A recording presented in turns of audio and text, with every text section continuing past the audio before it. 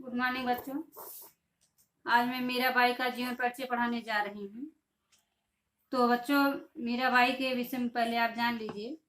घायल की गति घायल जाड़े, हीरा अगठा सजोए, जौहर की गति जौहरी जाड़े, क्या जाने जिड़ खोए। तो बच्चों, यह मीराबाई की पदावली से लिया गया है।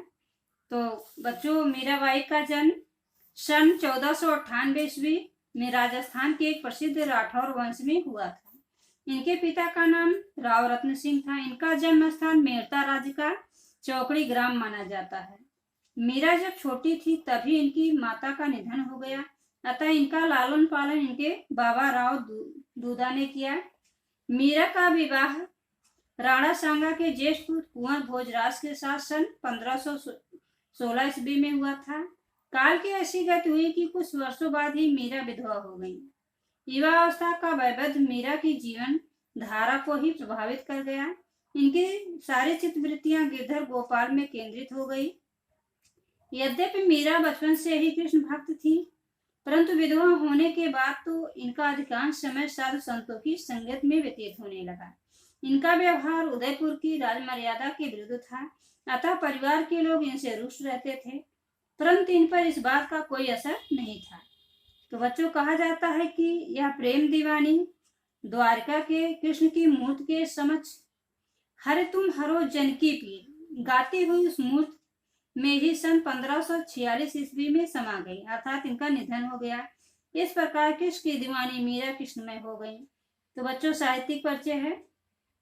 हिंदी साहित्य में जो स्थान सूरदास, कबीरदास एवं तुलसीदास को प्राप्त है, वही स्थान मीराबाई को भी प्राप्त है। वह हिंदी साहित्य सरोवर की एक अद्वितीय छटा है। हिंदी साहित्य उद्यान इस कोकिला कंठी से सदैव मुखरित रहेगा। मीरा के काव्य का भाव पक्ष और कला पक्ष दोनों ही समृद्ध है। हिंदी साहित्याकाश मीरा की मधुर वाणी से युग युग तक गुंजित होता रहेगा। तो बच्चों, इनकी रचनाएं हैं। नरसिंह जी का मायरा, गीत गोविंद की टीका, मीराबाई की मल्हार। इसके अतिरिक्त बच्चों, इन्होंने फुटकर पद, राग गोविंद, राग सोरठ के पद, मीरा की पदावली आदि मीरा की रचनाएं हैं। तो भाषा शैली है बच्चों, मीरा के काव्य में भाषा का कोई एक निश्चित भाषा नहीं है। इनके कुछ पद राजस्थानी, कुछ गुजराती और कुछ ब्रज भाषा में प्राप्त होते हैं। मीरा की अधिकांश रचनाएं ब्रज भाषा में ही पाई जाती हैं।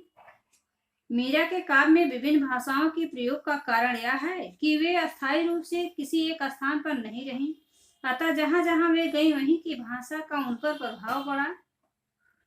पंजाबी भाषा से भी वे अछूती न रह सकी। तो बच्चों, इनकी रचनाओं में राजस्थानी भाषा का प्रभाव तो स्पष्ट प्रदर्शित होता है, और यह प्रभाव तो होना भी आवश्यक है, क्योंकि वही तो मीरा ने जन्म लिया था। मीरा की भाषा सीधी सादी है। यह भाषा भाव को प्रभाव उत्पादक और स्पष्ट बनाने में सहायक है, न कि दबाने में। अभिप्राय यह है कि मीरा की भाषा भावों को प्रकट करने में सहायक है। वह साधन के रूप में अपनाई गई है, न कि साध्य रूप में। सरलता, माधुर्य, सरसता, स्पष्टता आदि मीरा की भाषा के आवश्यक गुण हैं।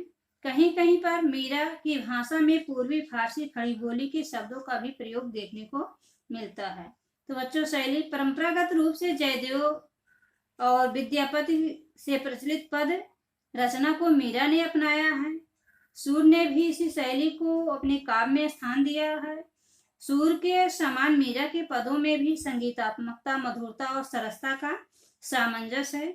मीरा के पदों में व्याकरण की दृष्टि अनेक त्रुटियां हैं, परंतु इन्होंने राग और रागिनियों के द्वारा सजाकर पदों को अनुपम बना दिया है। कहीं कहीं छंदों में मात्राओं की त्रुटियां दृष्टिगत होती हैं, परंतु संगीत के मधुर स्वर, ताल और लय में वे सब दब सी गई हैं। मीरा का साहित्य गीत काव्य की दृष्टि से बड़ा ही अनुपम बन पड़ा है। तो बच्चों, हिंदी साहित्य में स्थान। प्रेम दीवानी मीरा का हिंदी साहित्य में उच्च एवं महत्वपूर्ण स्थान है। इन्होंने गीत काव्य की रचना की। मीरा के पद हिंदी साहित्य की अमर निधि हैं। उनका एक एक पद प्रेम की भावना से भरा है। तो बच्चों, बाल्यावस्था से लेकर जीवन पर्यंत गिरधर गोपाल की भक्ति करने वाली मीराबाई भक्त कवियों में श्रेष्ठ हैं, और वे सदैव हिंदी साहित्य में अमर बनी रहेंगी।